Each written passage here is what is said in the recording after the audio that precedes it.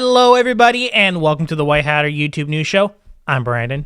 I'm Darren. Let's get into some news, shall we? In the news. Okay, so first news story is Timmy's. Here in Canada. So we talked about on one of our previous shows around Tim Hortons was found to Okay, be just before we go any further, what's Tim Hortons? So for those people who are from the U.S. who aren't from Canada, what is Tim Hortons? It's just a coffee shop.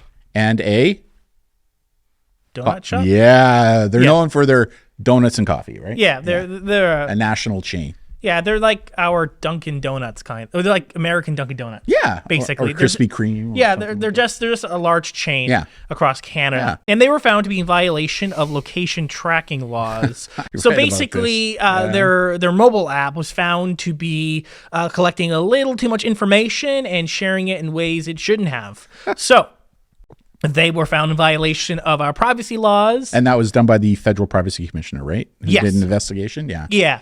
So it's gone to court and all that stuff. And what they have proposed... They meaning Tim Hortons? Tim Hortons. Yeah. In terms of what they propose as a settlement... Here we go. Ready? Hold on. Drum roll.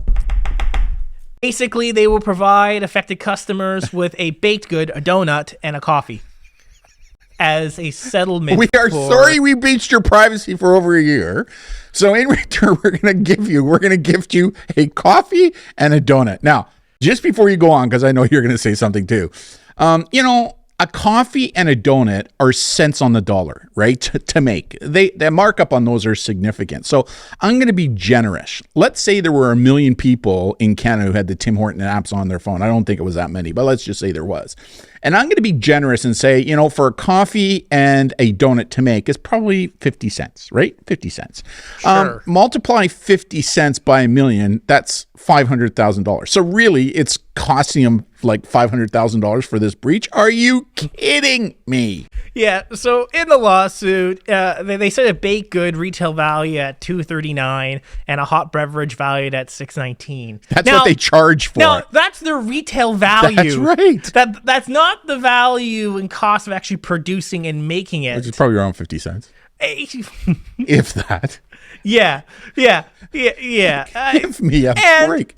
Some people don't eat donuts or baked goods. You can't eat donuts or baked goods. I'm why? a celiac. You're a celiac. I can't eat gluten, not because I choose to, because I can't. Gluten hurts me. So great, I get a $6 baked good. Great. Now, hold on a second though. I'll tell you something. They have this summer thing going on right now where they have like 3 different new donuts just for the summer. And one is peanut butter cheesecake. And Mom and Dad may have bought one for each of us on the weekend. And it was good. It was good. So what you're saying is that if this goes through and this is the actual agreement in the courts, I'll take the peanut butter donut. You're gonna the recommendation from Darren is go for the peanut butter donut. Like, come on, Tim Hortons. You know what they should do. And they're making huge profits, right? And especially even during COVID, they were still making great profits. What they should be doing is giving like a $10 gift certificate, right? That's what they should do to make this right? Like a coffee and a donut. Are you kidding me? People across our country. It is a baked good, so it doesn't have to be a donut. It could be a muffin or something, whatever else they... I've been following this right now in the media, and people are just up in arms about this. Like, unbelievable. Even privacy experts across our country are going, say what? On this issue, right? So anyways. Fun times there. Peanut butter, cheesecake, donut. Next news article.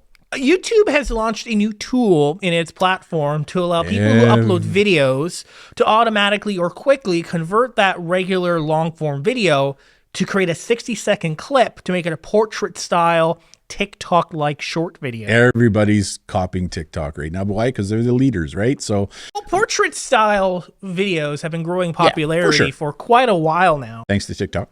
Well, Vine came first, and that's the one that really precedes TikTok, and that was only in existence for only a short amount of time. But that's the platform that really pushed the short form. And let's make it video. Let's be real here. It's easier to shoot a video like this than it is like this, or to watch a video right? full screen. Yeah, like kind of thing, right? So anyway. Yeah. So interesting. Follow the leader. Follow the leader. And it's just talking about how these portrait style videos are just becoming the mainstream way and how we're consuming content, as most of us are using mobile phones, and that's how many of us are watching content. It just makes sense for a tool like this to be easy. Everybody's kind of doing this now, right? I'm seeing this on Instagram, Facebook, and which is kind of a nice segue into the next topic we're going to talk about. Yeah, speaking of social media, Mark Zuckerberg promises to make your Facebook, Instagram feeds even worse. Now, Zuck didn't say that. Didn't say that. Good clickbait. But yeah, what Zuckerberg said was right now about 15% of content on your feeds, Facebook and Instagram, about 15% of it is content you haven't chosen. So usually when you follow someone, you get their posts, you get their updates. That's what's kind of nice about Facebook and Instagram. You can choose who you want to follow. Having said that, the way that Facebook and Instagram Meta's AI would feed you about 15%, you said, of stuff that was outside of those who you're following, right? Yeah. So what Meta is now saying is that Instagram and Facebook are going to push more than 15%? Yeah, Zuckerberg says they're looking to double that. I don't like that. About 30% of your content will be of people not that what you've chosen, but just what the algorithm is feeding you. You know why I think they're doing this?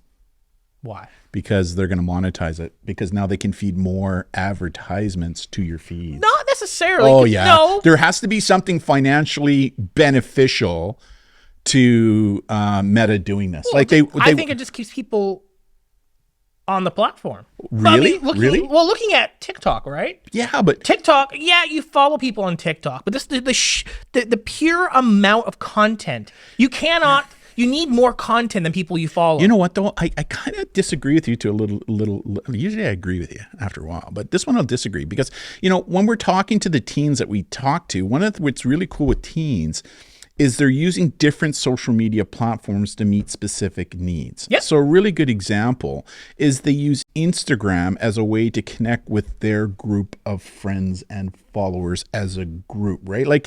So they really don't care about, on Instagram, those outside of people who, now this may apply to more of the adults maybe, but even then, I think adults on Instagram and Facebook, we more likely want to follow people who we choose and, then leave it upon me to find somebody else if that's what I want you to do. I agree. I think most people... Hold on.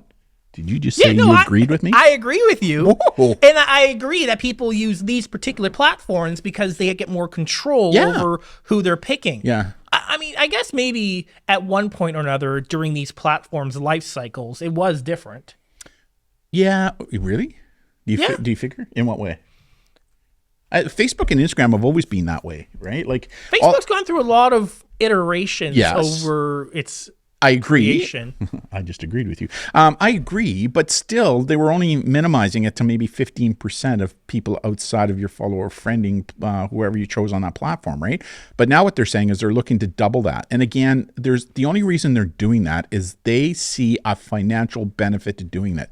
And I think that financial benefit is the fact that they're going to be able to push more advertisements on issues that are outside of maybe what my like and follow is as a Facebook user. I don't think it would be necessarily ads. I think it's more about retention. Because if Facebook can push you algorithmic content that is interesting to you, kind of like TikTok. Like TikTok, you're going to click on it and engage with it. Well, why don't they keep pushing you content like TikTok does to keep you on the platform? Yeah, but the scary thing with TikTok, as we know, is that you can quickly end up going down a rabbit hole without knowing you're going down the rabbit hole, and then it's seeing and experiencing things, especially for younger people, that shouldn't be seen. Right? A really good example of that is today we just posted on our Facebook or Instagram and TikTok page about jump scares on TikTok, specifically on things that are called, stim boards and those types of things, right? Where all of a sudden you can end up going down this black hole, right? So that's one of the concerns I have here. Now, I know that Facebook, depending upon where you live in the world, is not as popular with teens. So I hear a lot of groups saying, "Oh, Facebook, kids aren't on Facebook." That's not true, depending upon where you are, right? Like, we still find that a lot of teens who are located in northern Canada are still using Facebook quite regularly, right?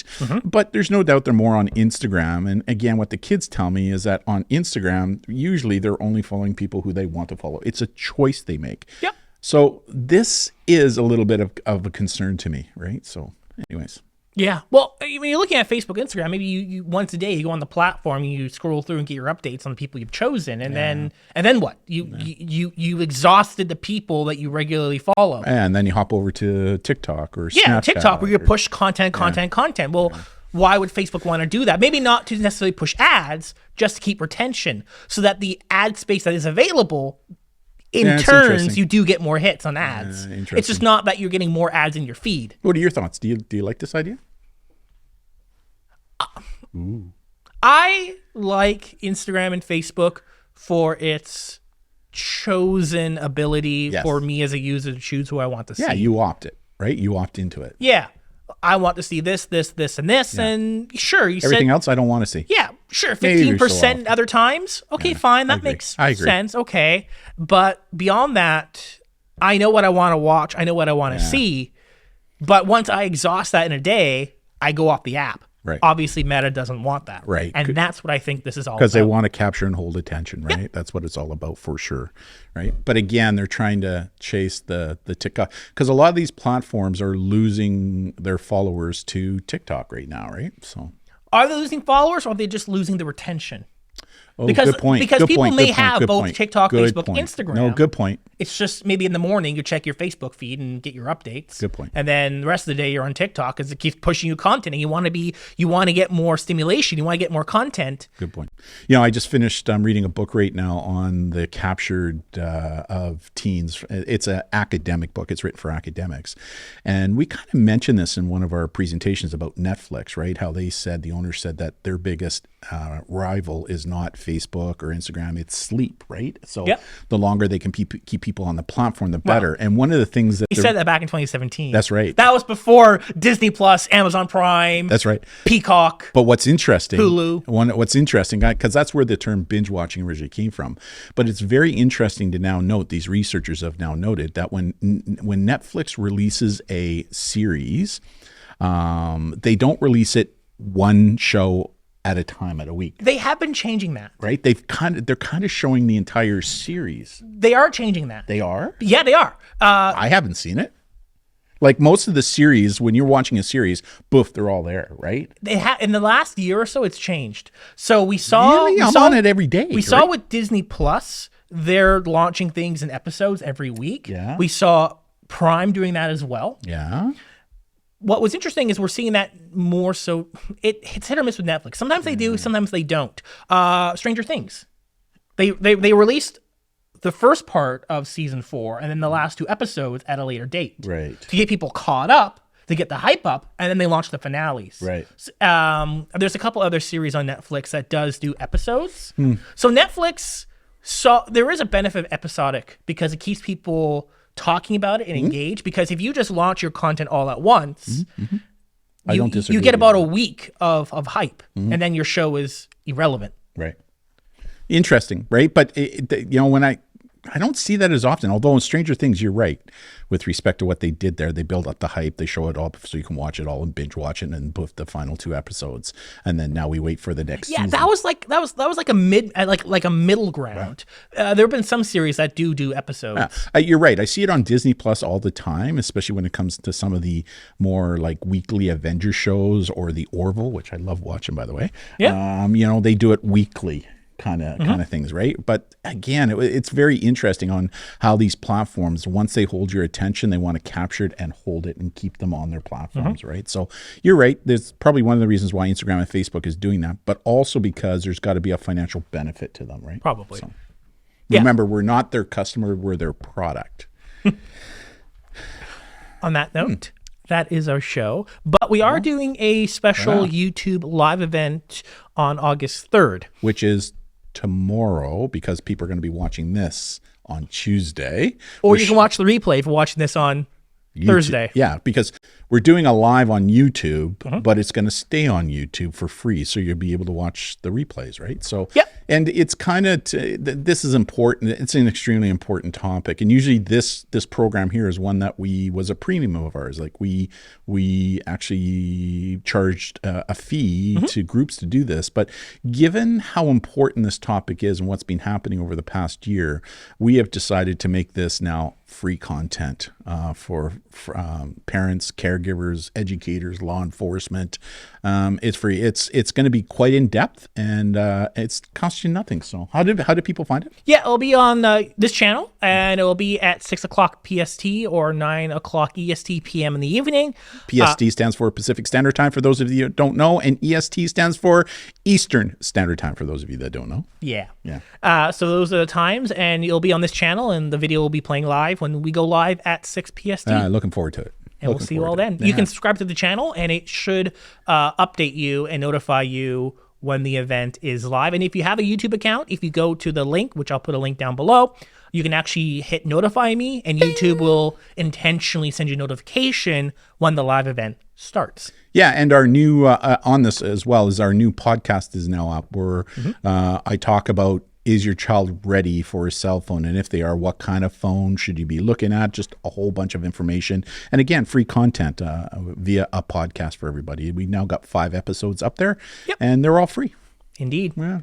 And that's it from us. And we'll see you all not next week, because we're taking a break. Yeah, you are taking a break. It's funny. I saw the calendar, and you put in the calendar for that week, Brandon is non-existent. Yeah, Brandon doesn't exist. Right? Yeah. All I could think about was Thanos clicking his fingers, right? Kind of thing. So yeah, well, there's usually a week off or so. And why is that? Why are you taking the week off, Brandon? There's been a lot of content and a lot of stuff we've been working on over the summertime. It's also because it's your it's also my birthday week. Birthday! But yeah, so it's just makes sense to take that week off and to get caught up and rest up. Yeah, you kind of like go into this cave mode where you just go in and you're playing videos, right? Video games. Yeah, sometimes. Yeah. So there won't be a show next week, but we will see you on the live event on August 3rd. Yeah, for sure. Alrighty. I'm Darren. I'm Brandon. Thank you all so much, and we'll see you all next time. In 2 weeks. Bye, Bye-bye. everybody.